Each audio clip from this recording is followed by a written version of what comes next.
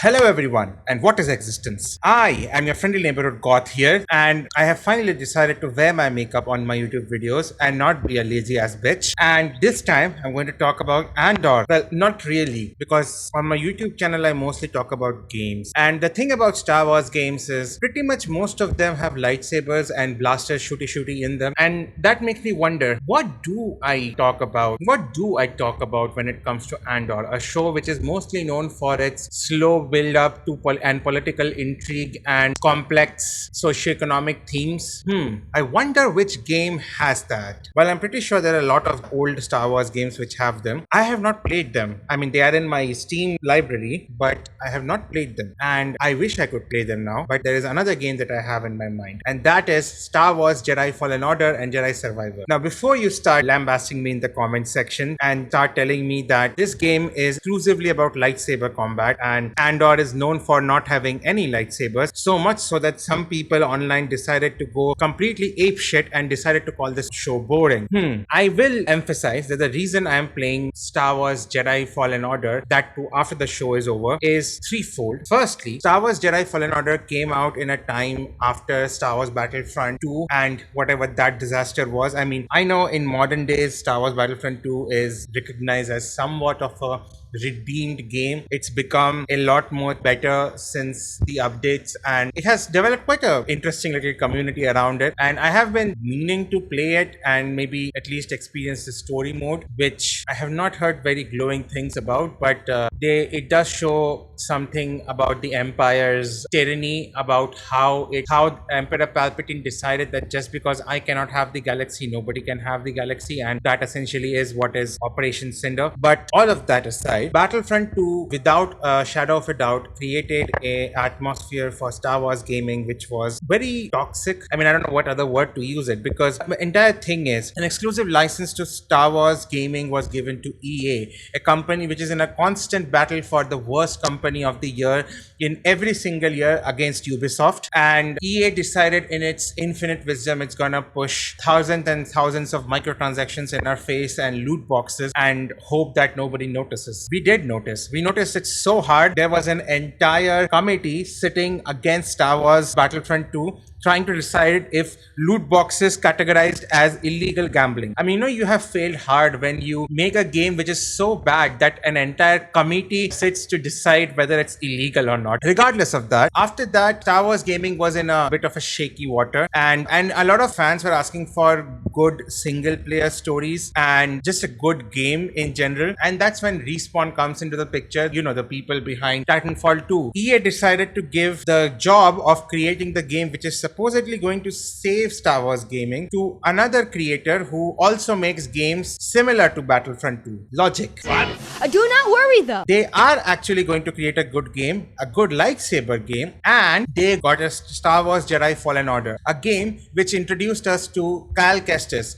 a Jedi who survived Order 66 because he was a Padawan and his master sacrificed himself and blew up the station to cover their escape, and has since been living in hiding from the Empire, but is forced to use the Force to save his friend, who is later on killed anyways, and the Empire starts chasing him. Now, Andor came out in a time after Obi-Wan, and as much as I love the character and as much as I will be ready to die on the hill that the final battle of that show, Obi-Wan versus Darth Vader, was one of the best battles in Star Wars history, and that entire ending scene where half of Darth Vader's mask is gone and he is wheezing through the mask and the voice shifts between Anakin and Vader, and then he's left screaming Obi-Wan, that is amazing as well.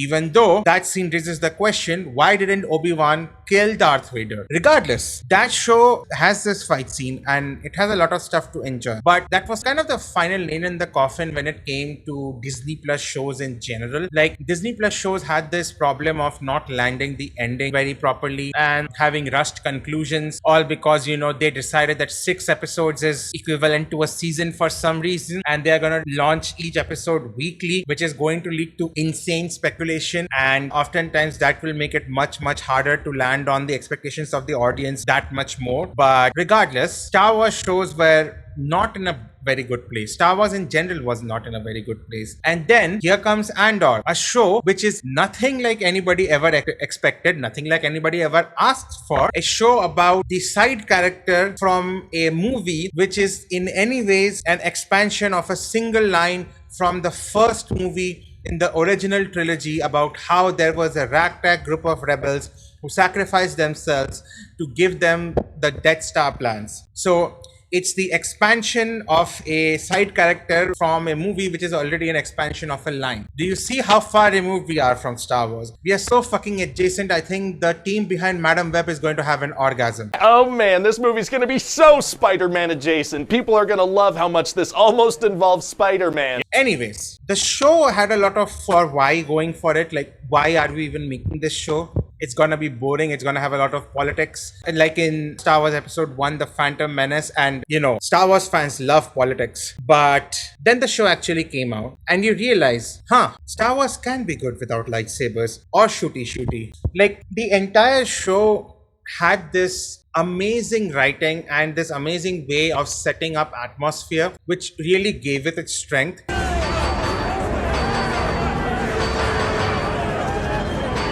I think the entire reason that Andor was so successful, that it used its supposed non-importance to its own strength. Like, Andor does not sound like a very important show based on how it's related to the rest of Star Wars. And then the show became about following the people who gave something to the rebellion, without whom the rebellion probably would not be in the place that it is today. And yet, history will not remember them. They will not be considered important.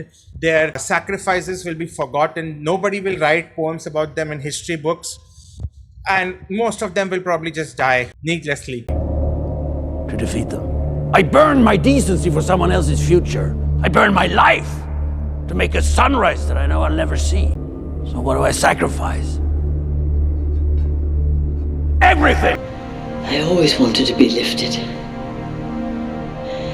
I was always eager, always waiting to be inspired.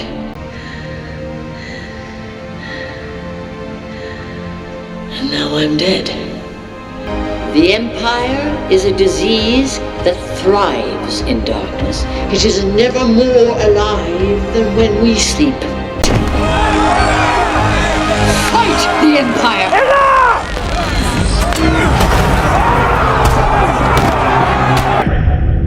Also, that Luke Skywalker can be the hero. And no hate against Luke Skywalker, okay? He's a childhood hero of mine, but Andor kind of goes to show that revolution is not clean. It's not very cinematic. It's messy. It has a lot of things which can go wrong, a lot of unnecessary deaths, and a lot of just general hopelessness. And that is nowhere more emphasized anywhere else other than the scene where they play Nemec's manifesto. There will be times when the struggle seems impossible. I know this already. Alone, unsure, dwarfed by the scale of the enemy. Remember this. Freedom is a pure idea. It occurs spontaneously and without instruction. I'm assuming you've heard it before. It's been hard to contain. Just keeps spreading, doesn't it? But this slow burn was something that a lot of Star Wars fans could not get to, leading to one of the most frustrating discourses around any show that I have ever seen since The Acolyte. And I'm talking about not just season 1, in season 2 as well. Like, so many people got fucking pissed that Andor dared to show a potential SA scene in the first arc, I think in one of the first 3 episodes, saying that, oh, this has no place in Star Wars. This is not how George Lucas would have seen it, and blah, blah, blah. Almost 9 years of being on YouTube, I have never encountered something as weird as this. This is beyond any logical comprehension that I could even, and I'm a pretty logical dude. There was a scene in Andor, if you aren't up to date, where there was a lot of, and I gotta use censored words because YouTube can like destroy you, end you if you say certain words. So SA, sexual, grape, you guys know what that means? I mean, given that Andor is about showing the side of Star Wars that generally is not shown, I think it's pretty in theme. Regardless, the point is, Andor saved Star Wars storytelling on the show side just like Star Wars Jedi Fallen Order saved Star Wars gaming. You see the parallel? And then there is also the parallel of K2SO. What does that have to do with Star Wars Jedi Fallen Order? Everything. You see, Star Wars Jedi Fallen Order has a boss fight which later on goes on to become a regular enemy on the KX battle droids. You know, this is the game which really made me realize how terrifying the KX battle droids are gonna be, because even a Jedi like Cal Kestis, granted, he's not a very well trained Jedi, he was a Padawan when the Order 66 happened. And literally 2 stormtroopers can kill you in this, and higher functioning Jedi like Obi-Wan or Luke Skywalker treat stormtroopers as cannon fodder pretty much. But regardless, the fact that he is a Jedi should not go unseen, and the fact that he sees this as a boss fight should not go unseen. And that shows us the real danger of the KX security droids, which then follows into how the KX security droids treat the rebels like rag dolls in the massacre of Gorman. So is that it? Is that the flimsy connection I'm trying to make so that I can get an excuse to play Star Wars Jedi Fallen Order and make a video on it? Yes, that is the flimsy excuse. Another reason is I have been looking to make this video for a long time. I have had a theory which has been inside me for quite a long time. A theory about what exactly Cal Kestis' role is going to be in the new Star Wars canon. And I kind of hate saying that already. Like, thank you, Lucasfilm, for being bought by Disney and then declaring every single thing which is not made by Disney as non-canon or legends. One of the things which was declared legends was Galen Marek, not Galen Erso, Galen Marek, or Starkiller, someone who is played by Sam Witwer, and someone who there was a lot of speculation was going to return in Ahsoka, but then the one who was supposed to be Galen Marek, the Inquisitor, just turned out to be Black Smokes. But regardless, there has been a lot of calls for Vader to have a secret apprentice like Galen Marek, and for Star Wars gaming, and for, you know, us to get the Force power fantasy that we got with Galen Marek. If the people behind Star Wars simply brought back Starkiller into the canon, I'm pretty sure everybody would buy that game, even if it is like absolute trash. But now here is the thing, right? According to the original Star Wars canon, the old canon, which is now Legends, Galen Marek was supposed to be the one who brought all the different rebel factions together under the umbrella of the Rebel Alliance, and then they used the symbol of the Marek family as the symbol of the rebellion. And why I'm connecting this to Jedi Fallen Order and Andor is because that's what Andor did as well. Andor followed the rebellion going from a bunch of fractured factions, Saw Gerrera, the New Republicans, Mon Mothma, Bail Organa, etc., etc. It followed the rebellion going from all of these separate factions and forming into the Rebel Alliance on Yavin 4, which is how we got into Star Wars Episode 4. So now obviously the canon is changed. It's no longer a lightsaber wielding, force lightning shooting, badass ex-Sith turned Jedi, and also robbing us of the amazing character of Ram Kota, a Jedi who successively makes the worst decisions possible and then tries to call it the will of the Force. But regardless, we may have been robbed of Starkiller, but you know who we haven't been robbed of? Cal Kestis. That's right. The theory that I am proposing is that Cal Kestis is the new Starkiller. And as soon as I say that, a lot of people are going to be cringing in the comments saying that Cal Kestis is weak as fuck and Starkiller's, but he's a powerhouse. And we will get to that. We will get to the reason why I'm calling Starkiller the new Galen Marek. But in order to get to that, I must play